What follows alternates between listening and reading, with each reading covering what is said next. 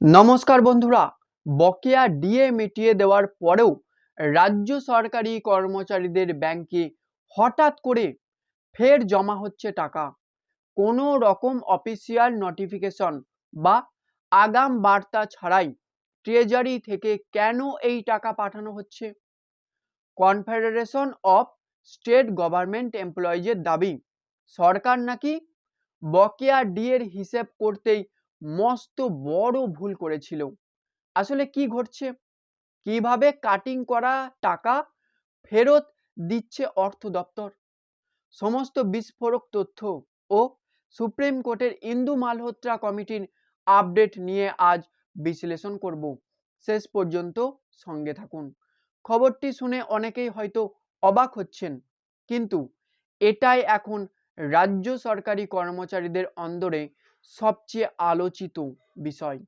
সম্প্রতি রাজ্য সরকারের বিভিন্ন দপ্তরের অবসরপ্রাপ্ত কর্মচারীদের পেনশন ব্যাংক অ্যাকাউন্টে হঠাৎ করে টাকা জমা হওয়ার মেসেজ আসতে শুরু করেছে। ব্যাংক থেকে পাঠানো সেই মেসেজে নির্দিষ্ট করে স্পষ্ট কোনো বিস্তারিত বিবরণ বা বিবরণী দেওয়া নেই। শুধু বোঝা যাচ্ছে যে টাকাটি সরাসরি রাজ্য সরকারের ট্রেজারি থেকেই অ্যাকাউন্টে ক্রেডিট করা হয়েছে। এখানে প্রশ্ন হলো, টাকা ক্রেডিট হওয়া তো আনন্দের বিষয়, তাহলে ক্ষোভের সৃষ্টি কেন? কারণটা বুঝতে হলে আমাদের এই পেনশন প্রাপকদের বর্তমান পরিস্থিতিটা দেখতে হবে।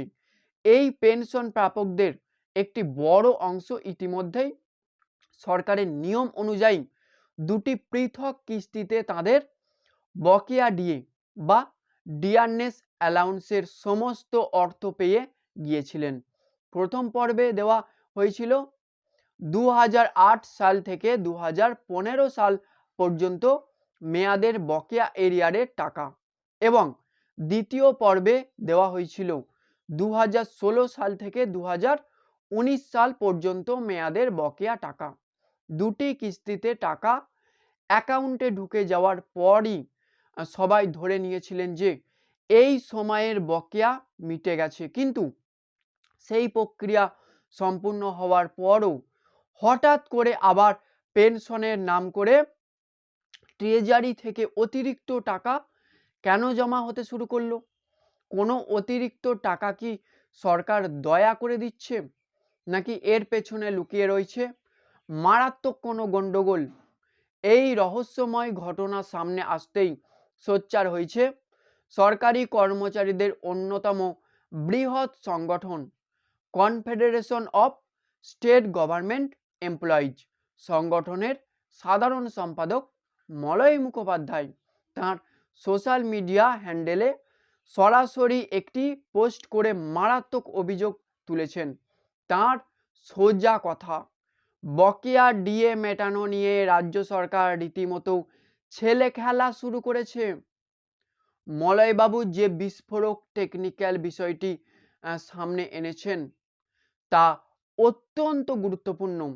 তিনি দাবি করেছেন ট্রেজারিগুলো থেকে অবসরপ্রাপ্ত পেনশন হোল্ডারদের অ্যাকাউন্টে আবারও যে বকেয়া ডিএর অংশ ক্রেডিট হচ্ছে তা কোনো নতুন ঘোষণা বা অনুদান নয়।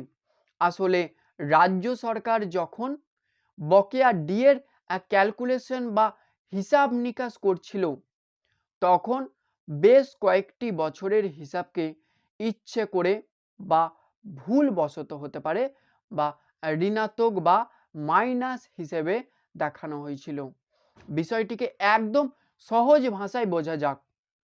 আপনি হয়তো কাজের খাতিরে নির্দিষ্ট শতাংশ ডিএ পাওয়ার যোগ্য ছিলেন, কিন্তু সরকার খাতায় কলমে যে হিসাব কষেছিল তাতে দেখা যায় কর্মচারীরা বাস্তবে যে শতাংশ ডিএ ইতিপূর্বে পেয়েছিলেন তার থেকে একটি বড় অংশ কেটে নেওয়া হয়েছিল। অর্থাৎ আপনার প্রাপ্য থেকে বেশি অংশ কেটে বা বাদ দিয়ে হিসেব করায় সেই বছরের বকেয়া ডিএর অঙ্কটি শূন্য বা ঋণাত্মক বা নেগেটিভ হয়ে গিয়েছিল। ভুল শিকার নাকি অর্থ দপ্তরের বাধ্যবাধকতা। মলয় মুখোপাধ্যায় আরও জানিয়েছেন যে হিসাব নিকাশের এই মারাত্মক গণ্ডগোল বা কাটিংয়ের বিষয়টি ধরে ফেলার পর কনফেডারেশনের পক্ষ থেকে সরাসরি অর্থ দপ্তরে অভিযোগ জানানো হয়েছিল। লিখিত অভিযোগ জমা দিয়ে দেখানো হয়েছিল যে কিভাবে কর্মচারীদের প্রাপ্য দিয়ে আগে দিয়ে দেওয়ার পর হিসেবের ফাঁক ফোকর তৈরি করে সেই টাকার অংশই আবার ঋণাত্মক দেখিয়ে কেটে নেওয়া হয়েছে। সরকারি কর্মচারী সংগঠনের এই অভিযোগ পাওয়ার পর অর্থ দপ্তর সম্ভবত তাদের ভুল বুঝতে পারে। ডিএর প্রাপ্য অর্থ ক্যালকুলেশনের নামে এভাবে কেটে নেওয়া যে আইনি বা নিয়ম কানুন অনুযায়ী একেবারেই টিকবে না, তা বোধহয় নবান্নের আধিকারিকরা উপলব্ধি করেন। আর ঠিক সেই কারণেই চুপিসারে অর্থ দপ্তর তাদের ক্যালকুলেশন শিট শুধরে নেওয়ার কাজ শুরু করেছে। যে মেয়াদের টাকা মাইনাস বা ঋণাত্মক ধরে নেওয়া হয়েছিল সেগুলোকে আবার শূন্য ধরে পুনঃ ক্যালকুলেশন করা শুরু করেছে। আর সেই ভুল শুধরে নিয়ে পুনর্গণনা করার পরেই দেখা যাচ্ছে অবসরপ্রাপ্ত কর্মচারীদের বহু টাকা পাওনা রয়ে গেছে। সেই কেটে নেওয়া বা আটকে রাখা বকেয়া টাকাটাই এখন চুপি চুপি ট্রেজারি থেকে অবসরপ্রাপ্তদের অ্যাকাউন্টে ফেরত পাঠানো হচ্ছে। মলয়বাবু ব্যাংক অ্যাকাউন্টের একটি মেসেজের স্ক্রিনশট শেয়ার করে দেখিয়েছেন যে একজন অবসরপ্রাপ্ত কর্মী দুটি ধাপে বকেয়া পেয়ে যাওয়ার পরেও ফের টাকা পেলেন কেবল মাত্র অর্থ দপ্তরে তাদের জানানোর পর এবং অর্থ দপ্তর ভুল শুধরে নেওয়ার ফলেই। এই টাকা ফেরতের ঘটনার পর স্বাভাবিকই প্রশ্ন উঠছে, রাজ্য সরকারের অর্থ দপ্তরের মতো একটি গুরুত্বপূর্ণ দপ্তর কিভাবে কর্মচারীদের হকের টাকার হিসেব কষতে গিয়ে এই ধরনের শিশু সুলভ ভুল বা অনিয়ম করতে পারে। এর পাশাপাশি কর্মচারীদের ক্ষোভের কারণ কিন্তু শুধু এই ভুল ক্যালকুলেশনেই সীমাবদ্ধ নেই। বকেয়া ডিএর টাকা যেভাবে দেওয়া হচ্ছে তা নিয়েও একাধিক জটিলতা তৈরি করা হয়েছে বলে অভিযোগ হচ্ছে কর্মচারীদের।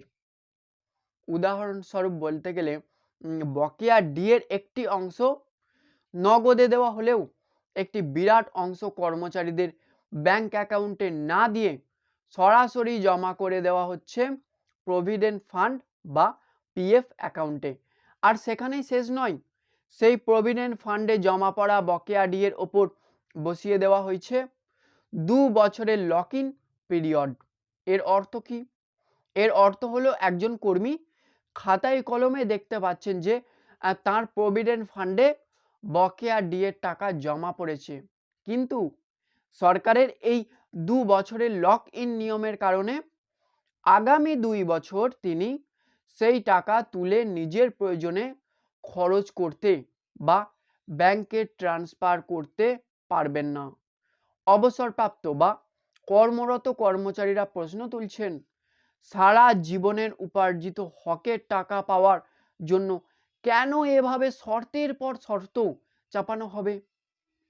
এখন দেখে নেওয়া যাক আইনি লড়াইয়ের এই মুহূর্তে বিষয়টি কোন পর্যায়ে দাঁড়িয়ে রয়েছে। সুপ্রিম কোর্টে পঞ্চম পে কমিশনের বকেয়া ডিএ সংক্রান্ত মামলার শেষ শুনানিতে রাজ্য সরকারের পক্ষে সওয়াল করে জানানো হয়েছিল যে তারা নাকি ইতিমধ্যেই সরকারি কর্মীদের বকেয়া ডিএর প্রায় 65% টাকা মিটিয়ে দিয়েছে।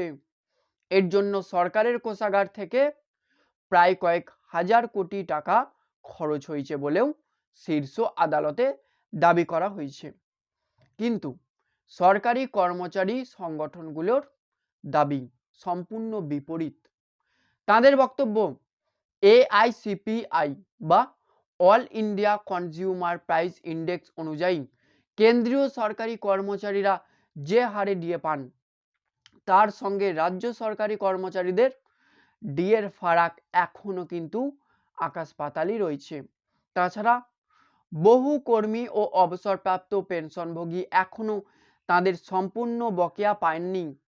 এই সমস্ত জটিলতা, ভুল হিসাবের অভিযোগ, প্রভিডেন্ট ফান্ডের লক ইন সংক্রান্ত অসন্তোষ এবং হাজার হাজার কর্মচারীর ব্যক্তিগত বকেয়া না পাওয়ার অভিযোগকে অত্যন্ত গুরুত্ব সহকারে দেখেছে দেশের সর্বোচ্চ আদালত।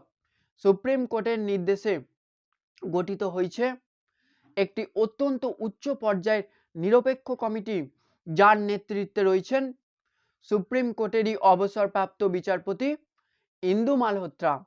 সুপ্রিম কোর্ট স্পষ্টভাবে জানিয়ে দিয়েছে, রাজ্য সরকারের এই বকেয়া ডিএ প্রদান সংক্রান্ত প্রতিটি অভিযোগ, হিসাবের গণ্ডগোল এবং অনিয়মের যাবতীয় বিষয় এই ইন্দু মালহোত্রা কমিটির কাছে পেশ করা যাবে।